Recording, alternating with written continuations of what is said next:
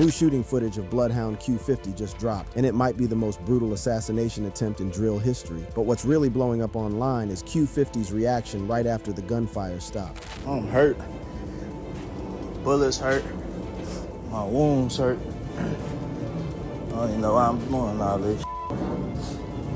Y'all got me. I'm dead. So the question is, why was Q50 targeted, and how did he survive more than 60 rounds unleashed in his direction? Let's break it down. The viral footage and recent chaos.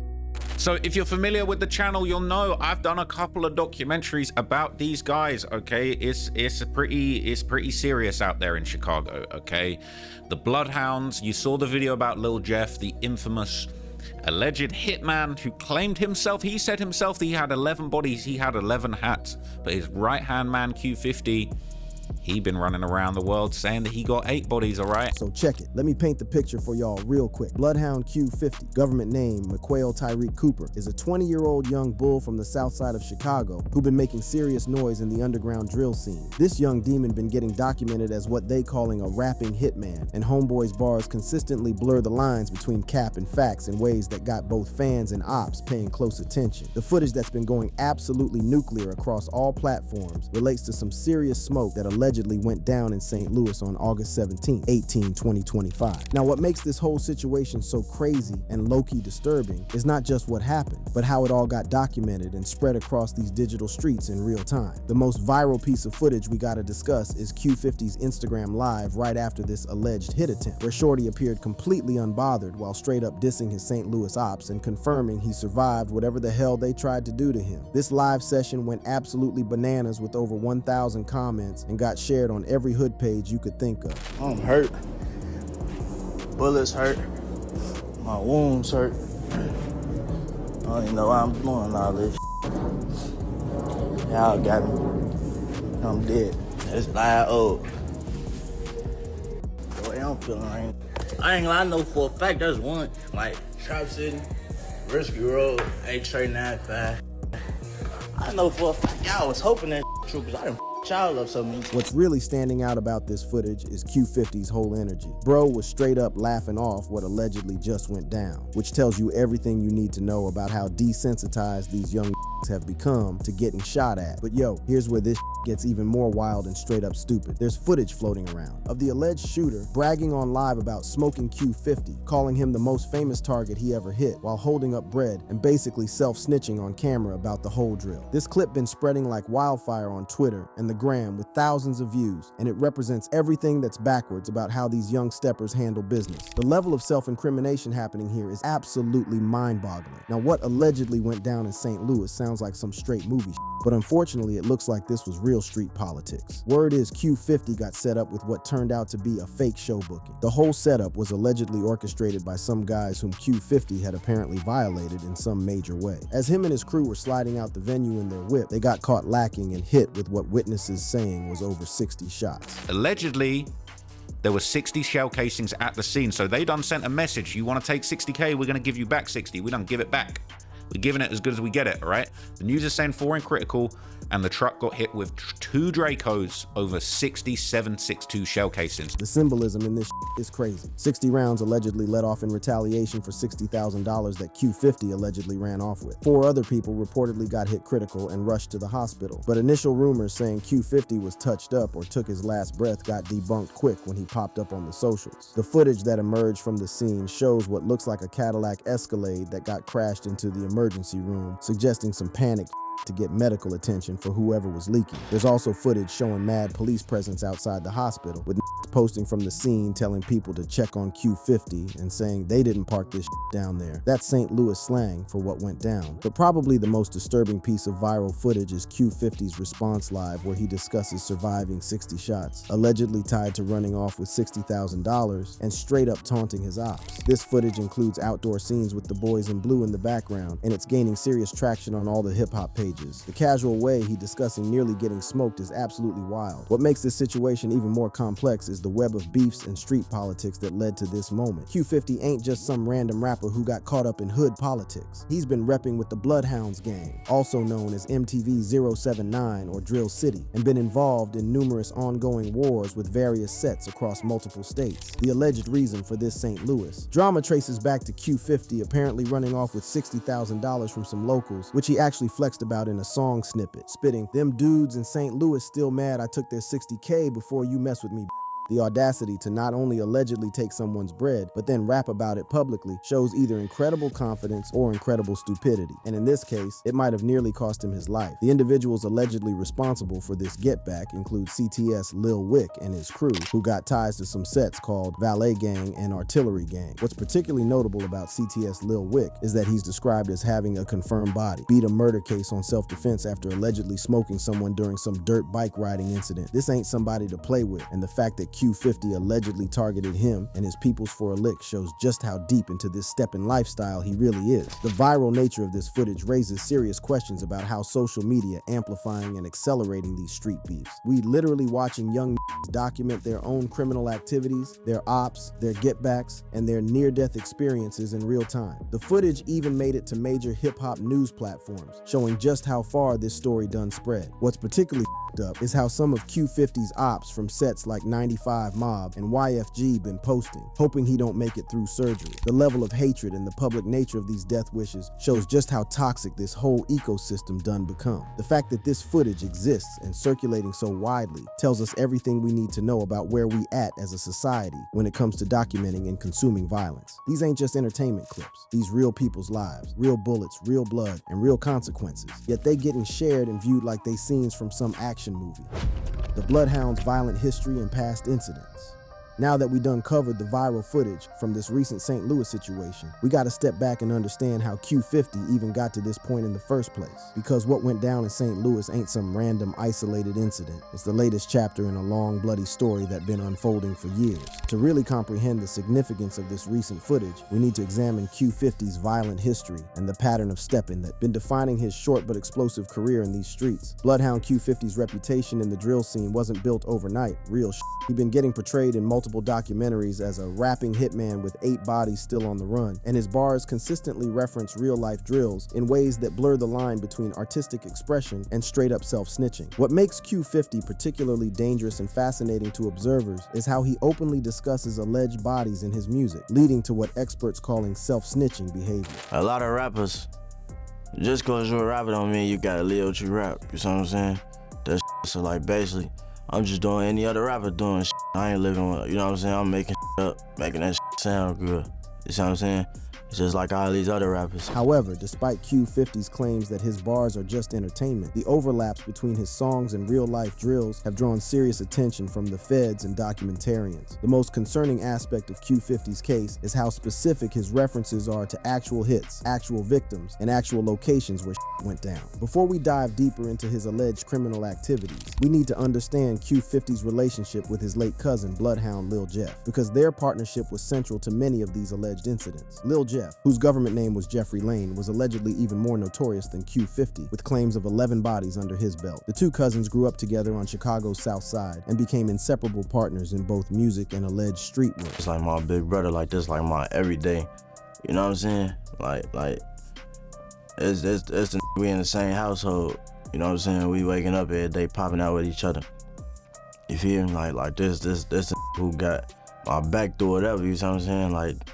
He going against the whole world for me. The bond between Q50 and Lil Jeff was so tight that when Jeff got smoked on June 8, 2024, Q50 was right there at the scene and allegedly carried Jeff's body into the hospital. This traumatic experience seems to have intensified Q50's involvement in street activities rather than making him fall back from the lifestyle. Now let's examine some of the specific incidents that made Q50 such a controversial figure in these streets. One of the most significant beefs in Q50's history involves his war with a set called Trap City. This This beef allegedly kicked off when Lil Jeff snatched a chain from somebody named Carter, leading to the breakdown of what was previously an alliance between the Bloodhounds and Trap City. The get back for this chain snatching was swift and brutal. Trap City allegedly smoked a Bloodhound affiliate named Z Money on March 16, 2023, which Q50 described as his first real heartbreak and loss. But rather than de-escalating the situation, this body seemed to trigger a cycle of revenge that would define much of Q50's subsequent stepping. He was real close. Oh, you actually have Z Money on your... Yeah, it's right here. Right there. Yeah. Over your eyebrow. Yeah. The most disturbing. Alleged get back came in September 2023, when Q50 and Lil Jeff allegedly caught a Trap City member named Glenn lacking outside a liquor store,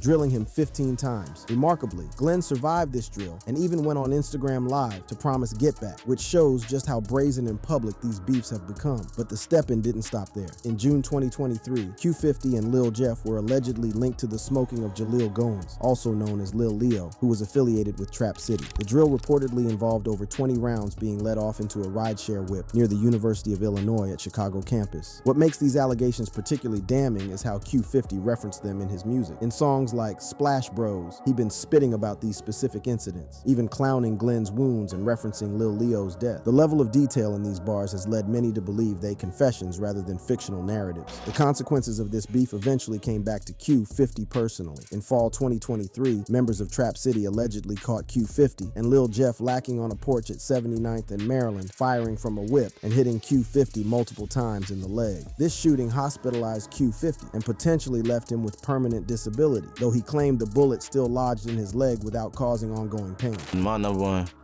what I know, number one rule in life I stand on is don't panic. You know what I'm saying? So I know when you panicking, it can happen. Even without me being shot. Say I'm panicking, say I start panicking right now, anything can happen. But Q50's alleged criminal activities extend far beyond his beef with Trap City. He'd been linked to conflicts with a set called TMC, the Mob Crew, which allegedly started with a lick in early May 2024 near Marquette Park. In this incident, Q50 and Lil Jeff allegedly robbed somebody called 6,300 Bro, putting hands on him and his shorty before flexing the bloody stolen items on social media. Following this lick, Q50 declared that a TMC member known as TMC Slide had been deleted and began spitting about drilling him in songs like Splash Bros and First Day Out. While there are rumors that Slide got hit and placed on life support, these claims remain unconfirmed, leading to speculation about whether Q50 capping for clout or if something serious actually went down. The pattern we're seeing emerging here is deeply troubling. Q50 appears to be caught up in a cycle where alleged drills are followed by social media flexing, then musical references, then get back from ops, then more alleged stepping. It's a pattern that's escalating rather than de-escalating, and each incident seems to be more serious than the last. What's particularly concerning is how Q50 openly admitted to bodies on live streams, including during an interview with content creator N3On. These admissions, whether facts or cap, have fueled perceptions of his involvement in serious drills and likely made him a target for both the feds and rival sets. Q50's legal troubles also been mounting. In December 2024, he got sentenced to 1 year in Cook County for aggravated unlawful use of a weapon, stemming from a 2023 arrest where he allegedly got caught with an automatic weapon. He did his time and got released in January 2025, but this conviction highlights the ongoing legal scrutiny he's facing. What makes Q50's situation even more precarious is his presence at other violent incidents. In 2024, he was present during a shooting outside a studio where filmmaker Brandon Buckingham and rapper Skrilla were recording. Over 60 rounds got let off during this incident, and while Q50 denied involvement, his mere presence at yet another shooting raises serious questions about the violence that seems to follow him wherever he goes. I was not with Skrilla. None of that when got shot. I don't even know what the gunshot sound like. Unless it's a Kilo on Call of Duty wasn't on. Or unless it's a Drake on GTA. Otherwise, I don't know what the hell no. The tragic death of Lil Jeff in June 2024 seems to have marked a turning point for Q50. Rather than stepping back from the lifestyle that got his cousin smoked, Q50 doubled down, taking his rap career more seriously and continuing to reference alleged drills in his music. He'd been dropping posthumous collaborations with Jeff and using his grief as fuel for more aggressive content. The interstate beef and what's next for Q50. Now we arrive at the most complex and dangerous phase of Bloodhound Q50's story, the point where his local Chicago beefs done exploded into interstate warfare, dragging multiple cities and countless individuals into a web of violence that seems to be spiraling completely out of control. The St. Louis incident we discussed earlier ain't just another chapter in Q50's story. It represents a terrifying escalation that shows how modern drill culture and social media can transform local hood politics into national security concerns. To understand how we got here, we need to examine the specific incident that apparently triggered this St. Louis get-back. According to multiple sources, Q50 allegedly ran off with $60,000 from some individuals in St. Louis, which he then flexed about in a song snippet, spitting, "Them dudes in St. Louis still mad I took their 60K before you mess with me." The sheer audacity of robbing somebody and then taunting them publicly in a song shows either incredible confidence or a complete disconnection from reality and consequences. Q50 posted it and he's saying, them dudes in St. Louis still mad I took their 60K. Before you mess with me, F with Bloody Brothers 76. Let's talk about paper, bro. Ops, next funeral, I'ma pay for it. That's what he's saying.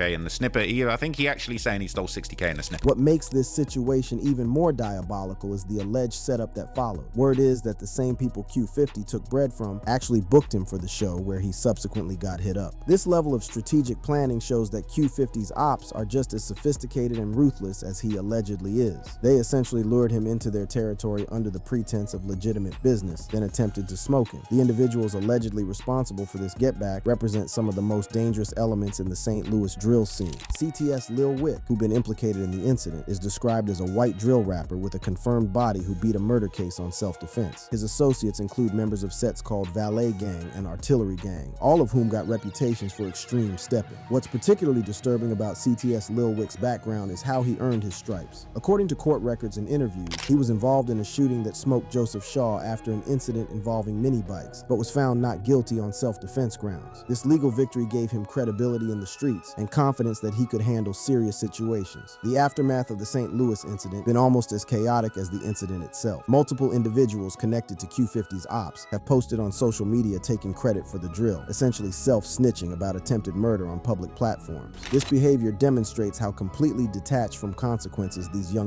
have become. One of the most damaging pieces of evidence that emerged is a post from 95 Mob Dre, who basically thanked CTS Lil Wick and his crew for the attempt on Q50, posting, "I love y'all, I'm 2 times grave. Y'all stood on everything you told me, blood. I got something for y'all." This post essentially provided the feds with a roadmap of who was involved in the incident. People saying, look, Q50's ops, they're so happy and grateful that they can't even hold back a thank you post. All right? People saying, ain't no way he just dry snitched like that. People saying, dude really gave the feds all the names that they might have missed for the RICO. I mean, tagging everybody involved is actually some crazy work, okay? The fact that Q50 survived this drill relatively unscathed is remarkable, but it's also potentially more dangerous for him in the long run. His survival and subsequent taunting of his ops on social media only escalated tensions rather than resolving them. When somebody tries to smoke you with 60 rounds and fails, they're likely to try again with even more firepower. What's particularly concerning about Q50's response to nearly getting smoked is how cavalier he'd been about the whole situation. During his Instagram live after the incident, he appeared to snort a substance while laughing off the shooting and taunting his ops. This behavior suggests either incredible psychological resilience or complete psychological breakdown, and it's hard to tell which is more dangerous. The ripple effects of this incident extend far beyond Q50 and his immediate enemies. The conflict done heightened tensions between Chicago and St. Louis drill scenes, potentially drawing dozens of affiliates from both cities into a broader war. When beefs cross state lines like this, they become exponentially more dangerous and harder for law enforcement to monitor and control. From a legal perspective, Q50's situation becoming increasingly precarious. There are theories circulating that federal agents may be building a case against him under felony murder laws, potentially delayed due to the complexity of proving cases where multiple suspects are involved in mutual combat situations. The fact that he'd been present at multiple shooting incidents and essentially confessed to drills in his music makes him an obvious target for federal prosecution. The pattern we're seeing with Q50 mirrors what we observed with other drill rappers who faced RICO charges. stories. His open discussion of criminal activities, his presence at multiple violent incidents, and his ongoing beefs with numerous sets create exactly the type of pattern that federal prosecutors love to build conspiracy cases around. What makes Q50's situation even more dangerous is the sheer number of ops he accumulated across multiple states. Beyond his Chicago beefs with sets like Trap City and TMC, he now got active smoke in St. Louis with groups like 1448, CTS affiliates, and various other crews. When you got people trying to smoke you in multiple cities, it becomes virtually impossible to move safely or maintain any kind of normal life. The role of social media in amplifying and accelerating these beefs cannot be overstated. Every diss song, every Instagram live, every threatening post creates new opportunities for violence and new reasons for get back. We watching conflicts play out in real time across digital platforms in ways that make de-escalation nearly impossible. Perhaps most tragically, Q50's story represents a complete failure of intervention systems. Despite multiple arrests, multiple shootings, multiple traumatic losses, and clear signs of escalating danger, there seem to be no effective mechanisms in place to help him exit this lifestyle. Instead, each incident seems to push him deeper into more dangerous territory. Looking ahead, it's difficult to see how this story ends well for anyone involved. Q50's ops already demonstrated their willingness to use extreme violence, and his survival of their first attempt only makes them more dangerous. His continued taunting and provocative behavior suggests he got no intention of de-escalating these beefs, which means more violence is virtually inevitable. The broader implications of Q50's story extend far beyond one individual or even one subculture. We watching how social media, music platforms, and digital communication can transform local hood politics into national security threats. We seeing how young can document their own criminal activities and create feedback loops that make violence almost inescapable. For law enforcement, Q50's case represents a perfect storm of challenges. Interstate crimes, social media evidence that's both abundant and problematic, multiple jurisdictions, and a suspect who seems determined to incriminate himself publicly while continuing to engage in dangerous behavior. For the hip-hop community, Q50's story raises serious questions about the relationship between artistic expression and real-world violence. When bars become confessions and music videos become evidence, we need to have serious conversations about responsibility and consequences. Most importantly, for society as a whole, Q50's story demonstrates how social media and digital platforms can amplify and accelerate beefs in ways that make traditional intervention and de-escalation strategies obsolete. We watching the emergence of new forms of violence that are simultaneously more public and more dangerous than anything we've seen before. As this story continues to unfold, one thing is certain: the viral footage we discussed today represents just the beginning of what could be a much larger and more tragic story. Thank you for watching. If you enjoyed watching this video, click on one of the boxes playing on your screen to watch more similar content.